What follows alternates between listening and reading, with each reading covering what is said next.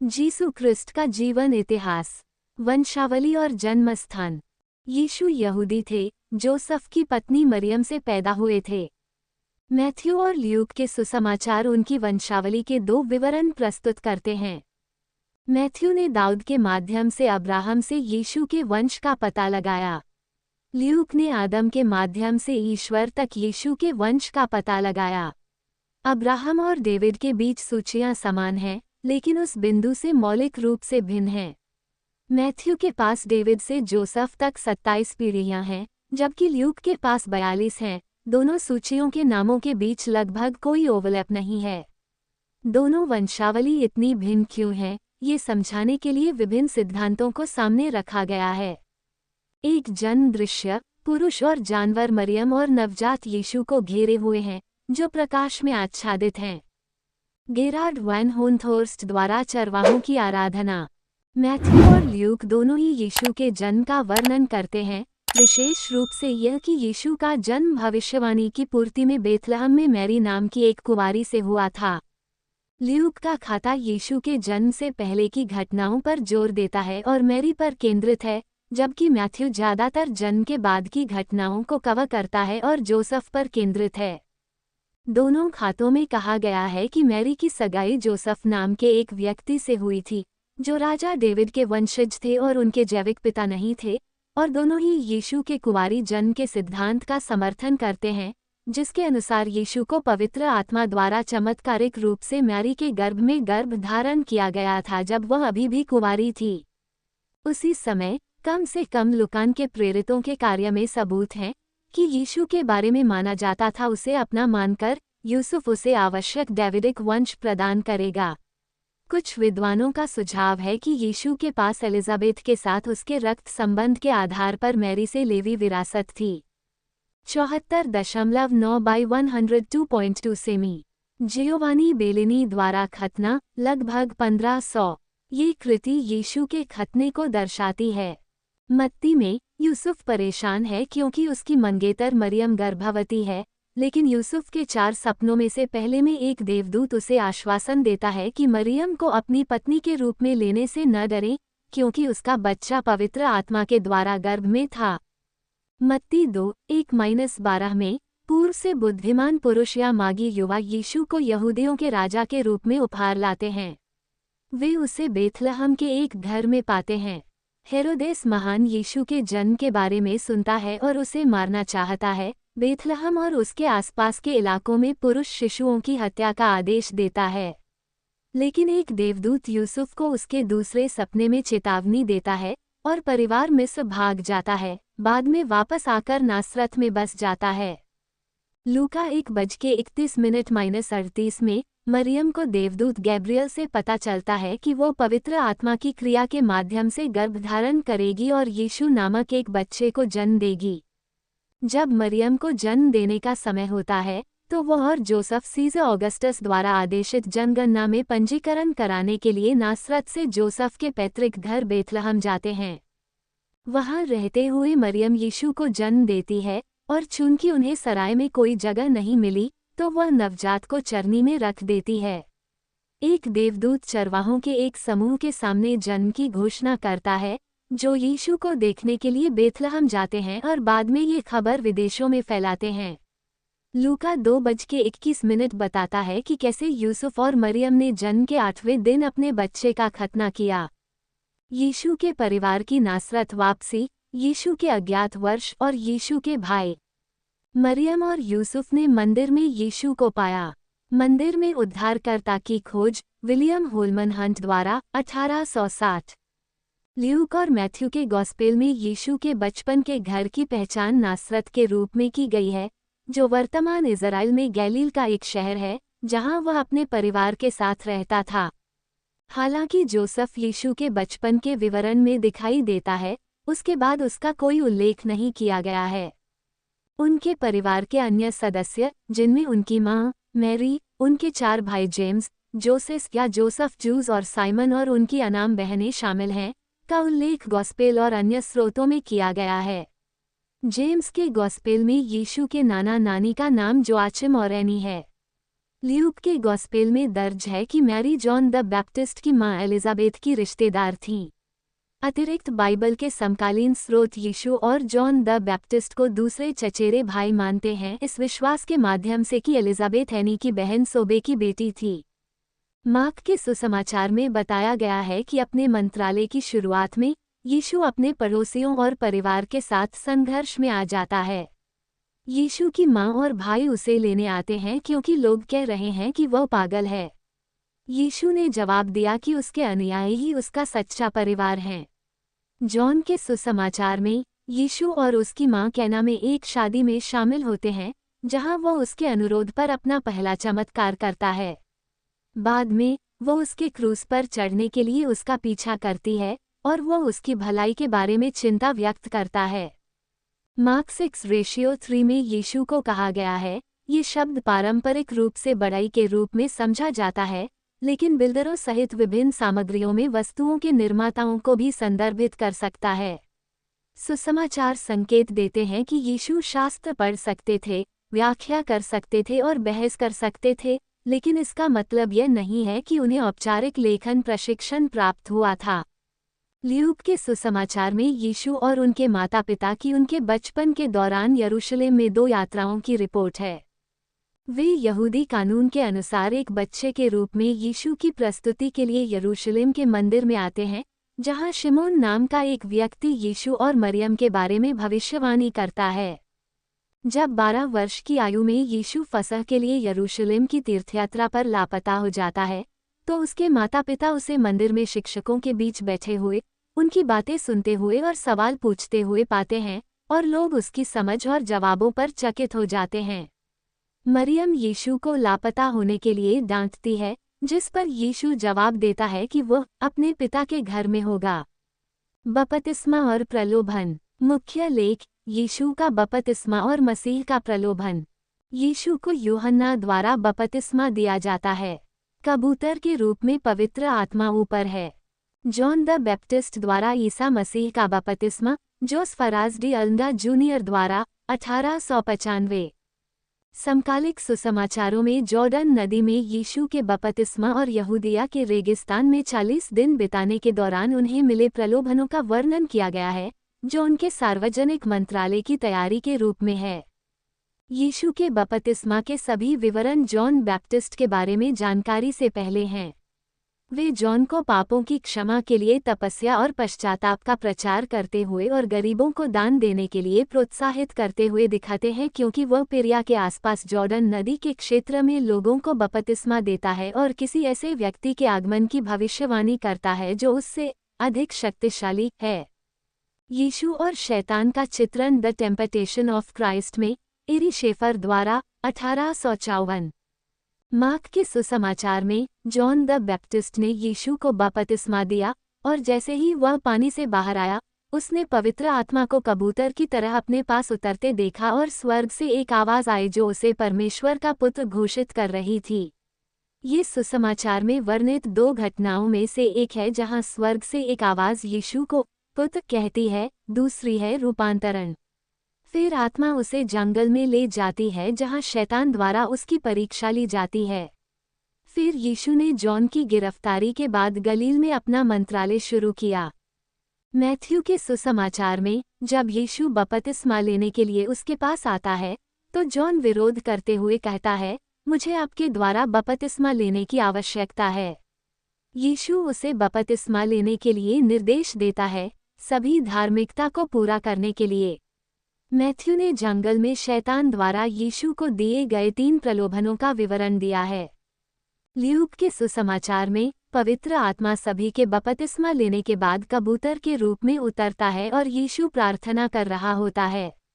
बाद में जॉन अपने अनुयायियों को उसके बारे में पूछने के लिए भेजने के बाद यीशु को पहचान लेता है। गलील में अपना मंत्रालय शुरू करने से पहले लूका ने जंगल में यीशु द्वारा प्राप्त 3 प्रलोभनों का भी वर्णन किया है। यूहन्ना का सुसमाचार यीशु के बपतिस्मा और प्रलोभन को छोड़ देता है। यहाँ यूहन्ना बपतिस्मा देने वाला गवाही देता है कि उसने आत्मा को यीशु पर उतरते देखा। यूहन्ना सार्वजनिक रूप से यीशु को परमेश्वर के बलि के मेमने के रूप में घोषित करता है, और यूहन्ना के कुछ अनुयायी यीशु के शिष्य बन जाते हैं।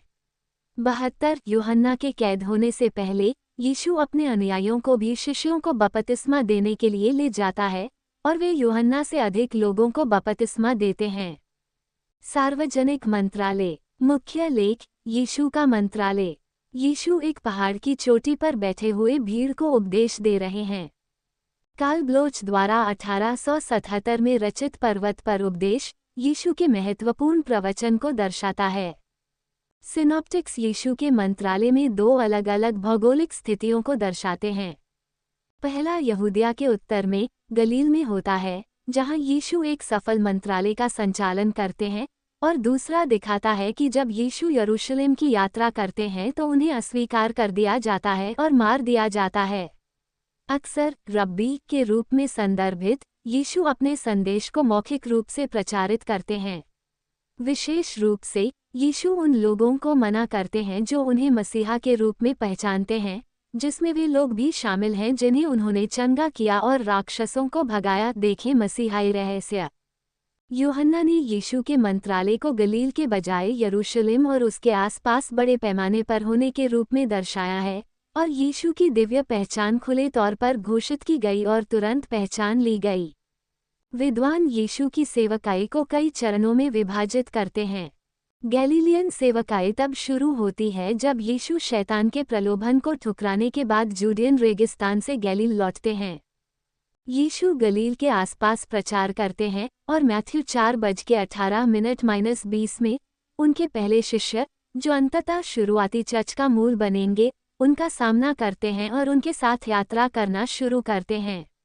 इस अवधि में पहाड़ी उपदेश यीशु के प्रमुख प्रवचनों में से एक, और साथ ही तूफान को शांत करना, 5000 लोगों को खाना खिलाना, पानी पर चलना और कई अन्य चमत्कार और दृष्टांत शामिल हैं। ये पीटर के स्वीकारोक्ति और परिवर्तन के साथ समाप्त होता है। जब यीशु पेरियन मंत्रालय में यरूशलेम की ओर यात्रा करते हैं तो वे उस क्षेत्र में लौटते हैं जहां उनका बपतिस्मा हुआ था, जॉर्डन नदी के किनारे गलील सागर से लगभग 1/3 नीचे की ओर है। यरूशलेम में अंतिम मंत्रालय पाम संडे के दिन शहर में यीशु के विजयी प्रवेश के साथ शुरू होता है। सिनॉप्टिक गॉस्पेल में उस सप्ताह के दौरान यीशु दूसरे मंदिर से पैसे बदलने वालों को भगाते हैं और यहूदा उन्हें धोखा देने के लिए सौदेबाजी करता है। यह अवधि अंतिम भोज और विदाई प्रवचन में समाप्त होती है। शिष्य और अनुयायी। मुख्य लेख। नए नियम में प्रेरित और 12 प्रेरितों की नियुक्ति।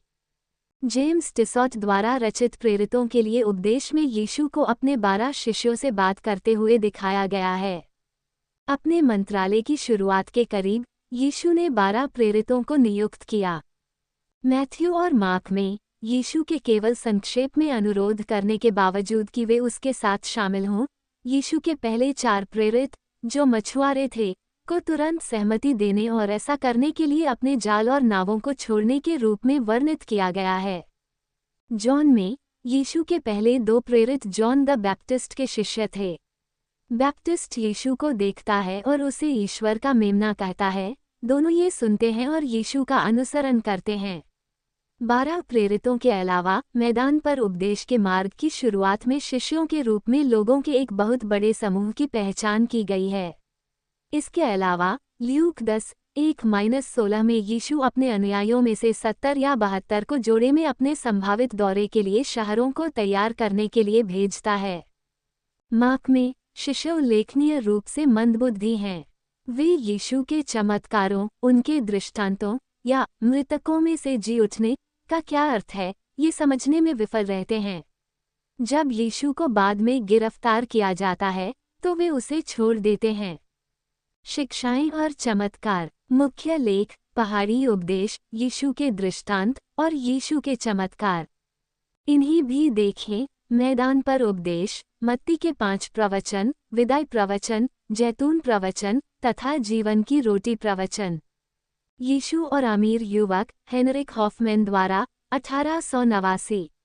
सिनॉप्टिक्स में यीशु बड़े पैमाने पर अक्सर दृष्टांतों में परमेश्वर के राज्य या मैथ्यू में स्वर्ग के राज्य के बारे में सिखाता है। राज्य को आसन और यीशु के मंत्रालय में पहले से ही मौजूद दोनों के रूप में वर्णित किया गया है। यीशु उन लोगों के लिए राज्य में शामिल होने का वादा करता है जो उसके संदेश को स्वीकार करते हैं। वह मनुष्य के पुत्र की बात करता है, एक सर्वनाशकारी व्यक्ति जो चुने हुए लोगों को इकट्ठा करने के लिए आएगा। यीशु लोगों को अपने पापों का पश्चाताप करने और खुद को पूरी तरह से ईश्वर को समर्पित करने के लिए कहते हैं। 28 वह अपने अनुयायियों को यहूदी कानून का पालन करने के लिए कहता है, हालांकि कुछ लोगों का मानना है कि उसने खुद कानून तोड़ा है, उदाहरण के लिए सबत के संबंध में। जब पूछा गया कि सबसे बड़ी आज्ञा क्या है, तो यीशु जवाब देते हैं, तुम अपने परमेश्वर यहोवा से अपने पूरे दिल से और अपनी पूरी आत्मा से और अपनी पूरी बुद्धि से प्रेम रखना। और दूसरी इसके समान है, तुम अपने पड़ोसी से अपने समान प्रेम रखना। यीशु की अन्य नैतिक शिक्षाओं में अपने शत्रुओं से प्रेम करना, घृणा और वासना से बचना, दूसरा गाल मोड़ना और उन लोगों को क्षमा करना शामिल है जिन्होंने आपके विरुद्ध पाप किया है। जॉन का सुसमाचार यीशु की शिक्षाओं को न केवल उनके अपने उपदेश के रूप में प्रस्तुत करता है, बल्कि ईश्वरीय रहस्योद्घाटन के रूप में भी प्रस्तुत करता है। उदाहरण के लिए, जॉन द बैप्टिस्ट जॉन 3:34 में कहता है, जिसे परमेश्वर ने भेजा है, वह परमेश्वर के वचन बोलता है, क्योंकि वह आत्मा को बिना माप के देता है। जॉन 7:16 में यीशु कहते हैं, मेरा उपदेश मेरा नहीं है, बल्कि उसका है जिसने मुझे भेजा है। वह जॉन दोपहर के 2:10 में भी यही बात कहते हैं, क्या तुम विश्वास नहीं करते कि मैं पिता में हूँ और पिता मुझ में है? जो बातें मैं तुमसे कहता हूँ, वे अपनी ओर से नहीं कहता, परंतु पिता जो मुझ में रहता है, अपने काम करता है। पोम्पेओ बटोनी द्वारा the return of the prodigal सन 1773। लगभग 30 दृष्टांत यीशु की दर्ज शिक्षाओं का लगभग 1/3 हिस्सा बनाते हैं। दृष्टांत लंबे उपदेशों और कथा में अन्य स्थानों पर दिखाई देते हैं। उनमें अक्सर प्रतीकात्मकता होती है और आमतौर पर भौतिक दुनिया को आध्यात्मिक से जोड़ते हैं। इन कहानियों में सामान्य विषयों में ईश्वर की दया और उदारता और अपराध के खतरे शामिल हैं। उनके कुछ दृष्टांत, जैसे कि उड़ाऊ पुत्र, अपेक्षाकृत सरल हैं, जबकि अन्य, जैसे कि उगता हुआ बीज, परिष्कृत, गहन और गूढ़ हैं। जब उनके शिष्यों ने पूछा कि वह लोगों से दृष्टांतों में क्यों बात करते हैं, तो यीशु ने जवाब दिया कि चुने हुए शिष्यों को स्वर्ग के राज्य के रहस्यों को जानने के लिए दिया गया है। उनके बाकी लोगों के विपरीत, जिसके पास है उसे और दिया जाएगा और उसके पास बहुतायत होगी, लेकिन जिसके पास नहीं है उसे और भी अधिक वंचित किया जाएगा, ये कहते हुए कि उनकी पीढ़ी के अधिकांश लोग सुस्त दिल वाले हो गए हैं और इस प्रकार समझने में असमर्थ हैं। यीशु, जिसका सिर एक प्रभामंडल से घिरा हुआ है, एक कोड़ी पर हाथ रखता है, जिससे वह चंगा हो जाता है। यीशु एक कोड़ी को शुद्ध करते हुए मोनरेले कैथेड्रल से मध्ययुगीन मोज़ेक 12वीं सदी के अंत से 13वीं सदी के मध्य तक।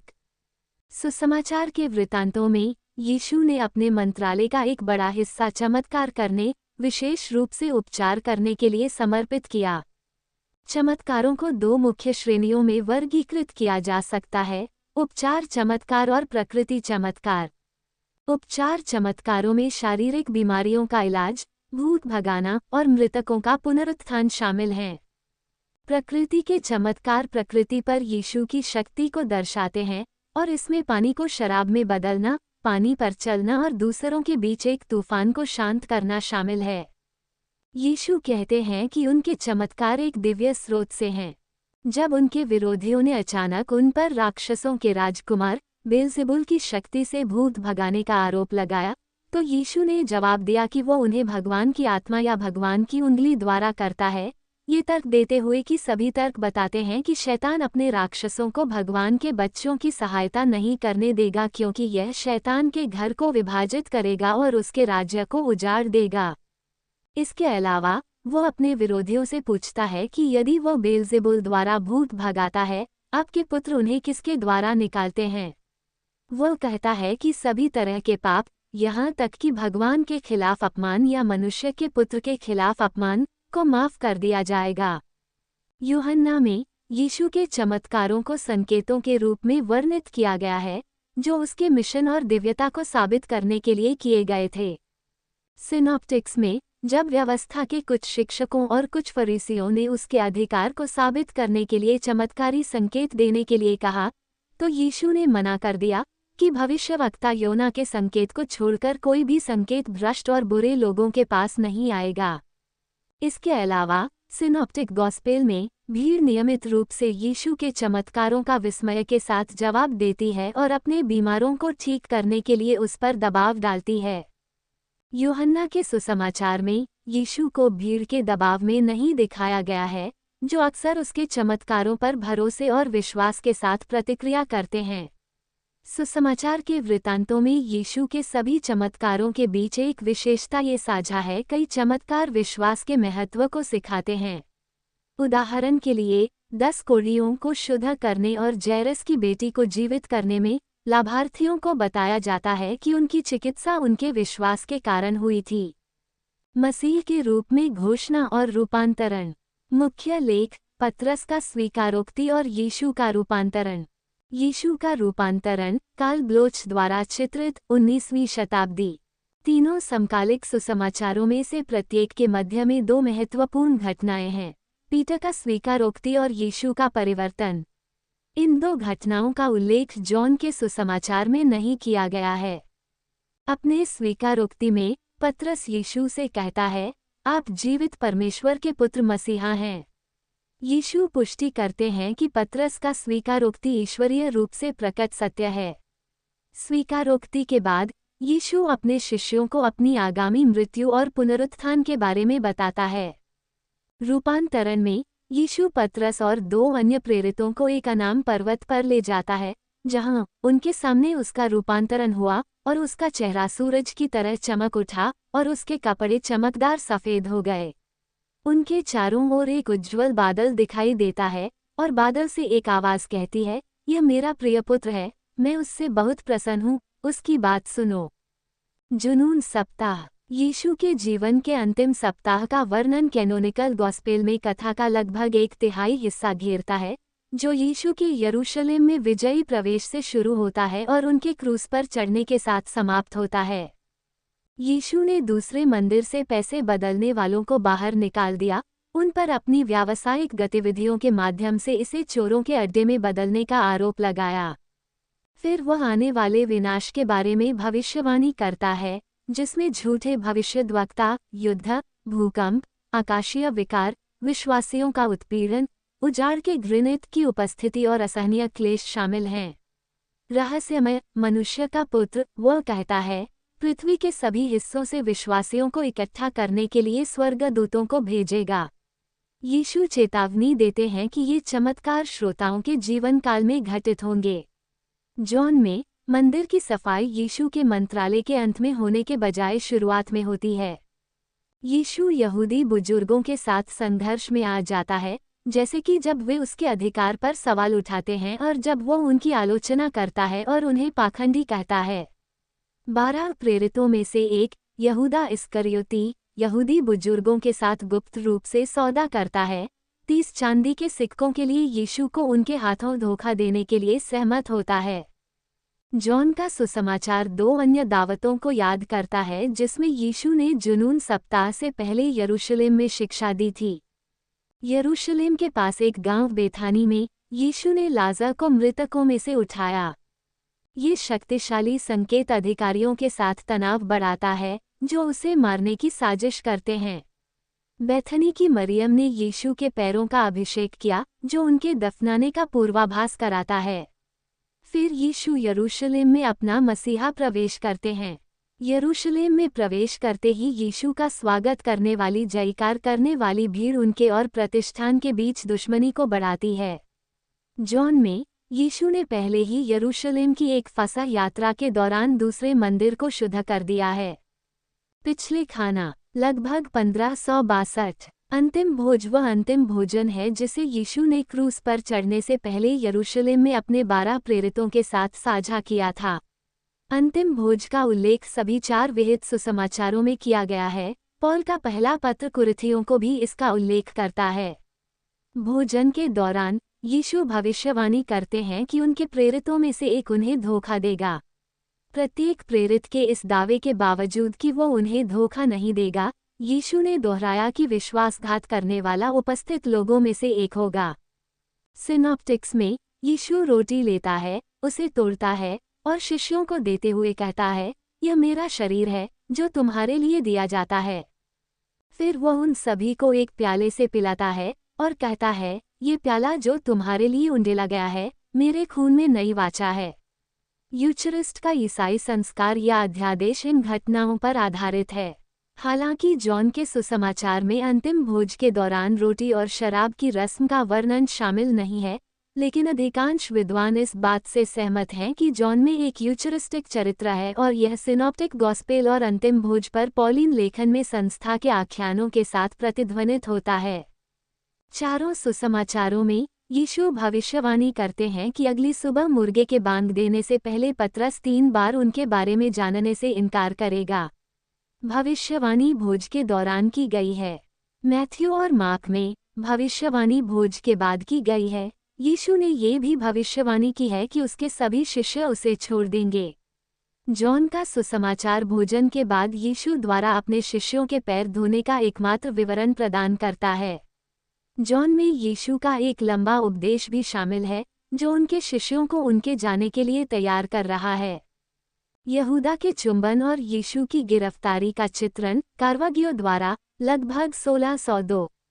सिनॉप्टिक्स में यीशु और उनके शिष्य गेत्सेमेन के बगीचे में जाते हैं, जहां यीशु प्रार्थना करते हैं कि उन्हें आने वाली परीक्षा से बचा लिया जाए। तब यहूदा एक सशस्त्र भीड़ के साथ आता है जिसे मुख्य याजकों, शास्त्रियों और बुजुर्गों ने भेजा था। वह भीड़ को यीशु की पहचान कराने के लिए उसे चूमता है, जो फिर यीशु को गिरफ्तार कर लेती है। उन्हें रोकने के प्रयास में यीशु के एक अनाम शिष्य ने भीड़ में एक आदमी का कान काटने के लिए तलवार का इस्तेमाल किया। यीशु की गिरफ्तारी के बाद उनके शिष्य छिप गए और जब पतरस से पूछताछ की गई तो उसने 3 बार यीशु को जानने से इनकार कर दिया। तीसरे इनकार के बाद पतरस ने मुर्गे की बांग सुनी और अपने इनकार के बारे में यीशु की भविष्यवाणी को याद किया। तब पतरस फूट फूट कर रोया।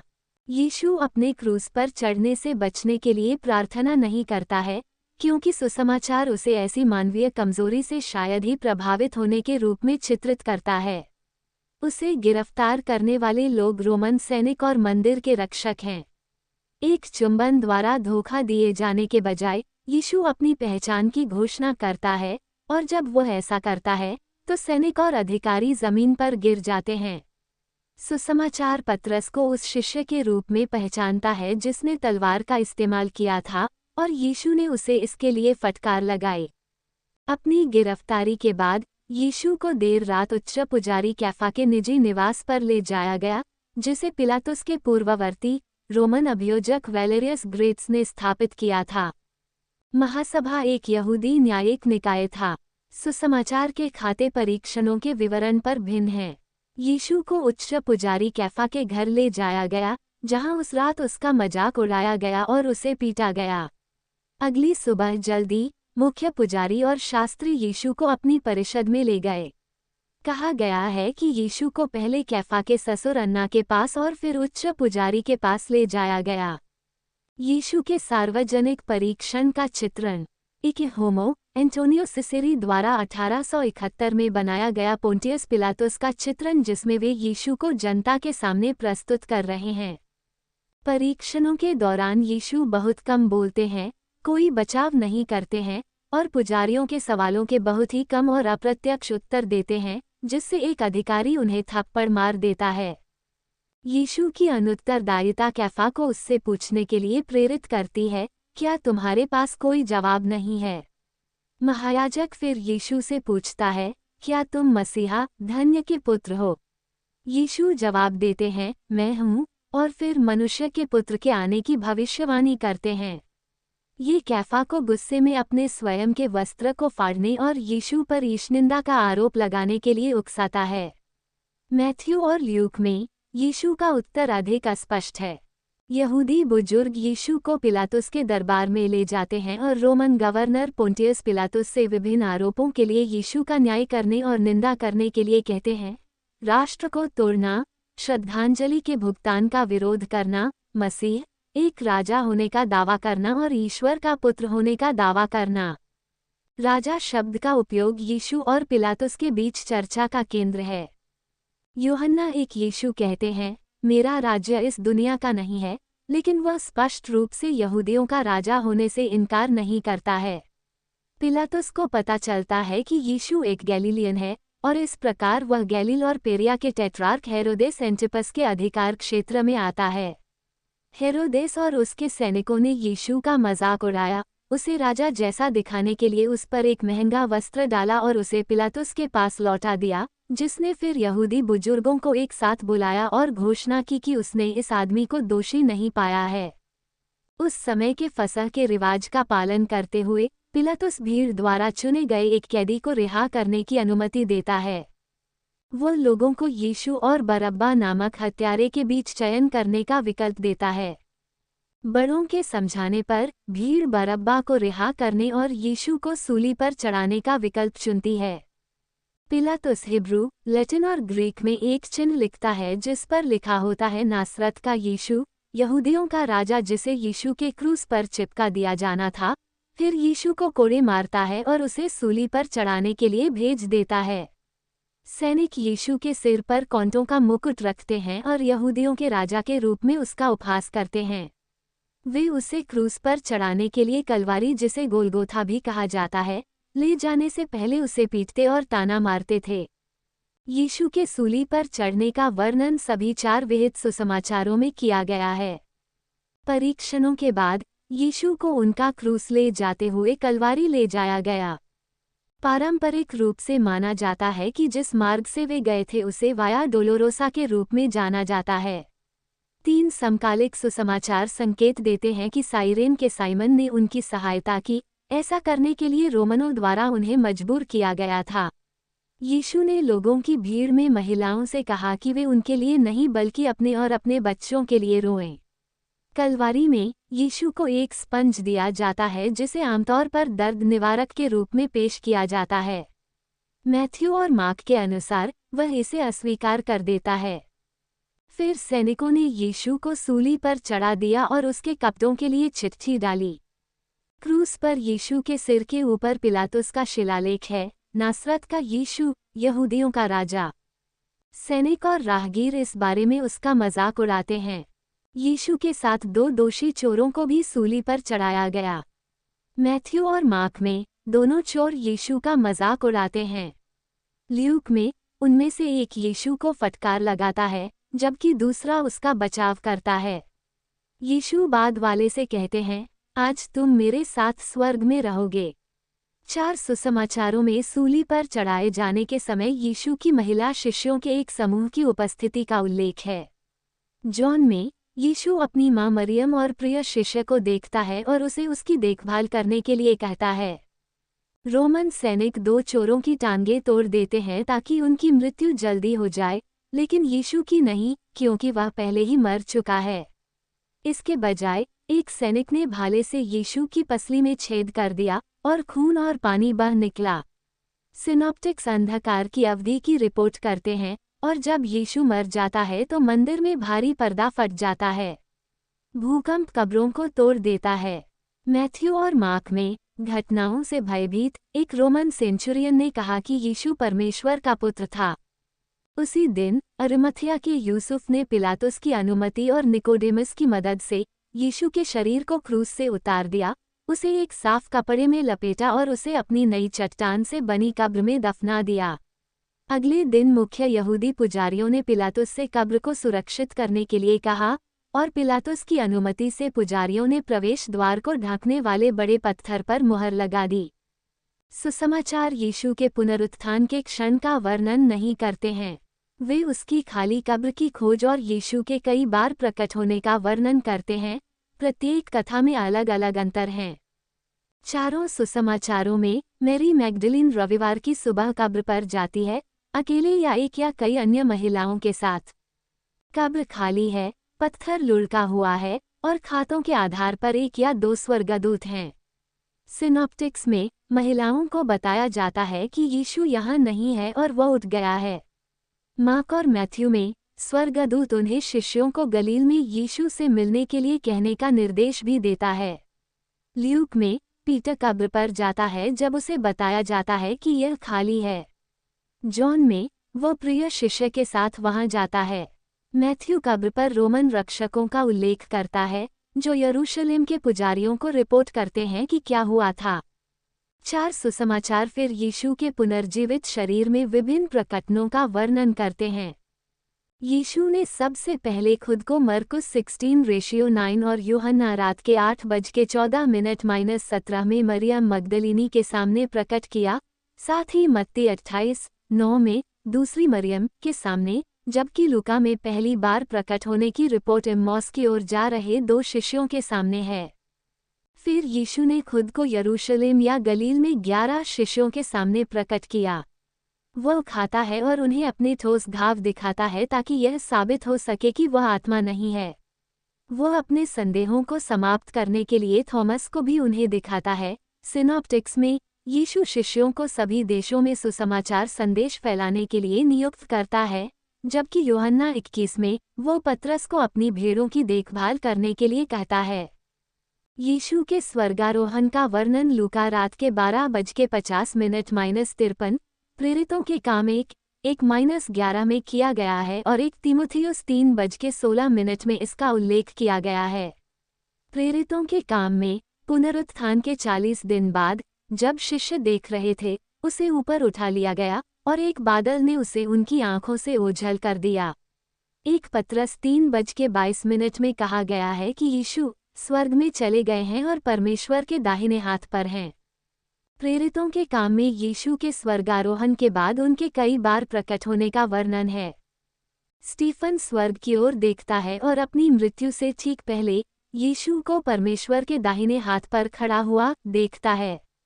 दमिश्क के रास्ते पर प्रेरित पौलुस एक चकाचौंध करने वाली रोशनी को देखने और एक आवाज़ सुनने के बाद ईसाई धर्म में परिवर्तित हो जाता है, मैं यीशु हूँ जिसे तुम सता रहे हो।